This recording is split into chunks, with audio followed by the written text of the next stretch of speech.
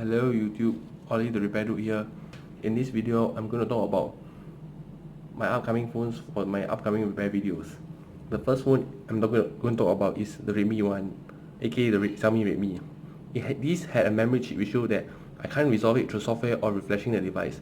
Refreshing the device using SP Flash 2 will result in going back to the same state as I first find this in. And also, trying to factory reset will cause it to stuck on recovery mode with the Android robot logo. And also, trying to use fastboot will result in getting stuck when trying to erase the user data on this phone. And I have the the Apple iPhone 5. This is my friend's one. As I'm going to demonstrate this, the screen is very glitchy. And also it has a charge port issue as some cables doesn't charge in certain directions. I hope that you will enjoy my repair content. Please subscribe if you want to see the next repair videos. And also, please subscribe because you like my content and not because you just want to subscribe.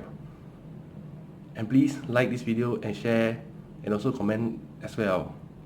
And also please donate if you want to support me in this adventure as a YouTuber. The link for donating to my channel is in the description below. See ya!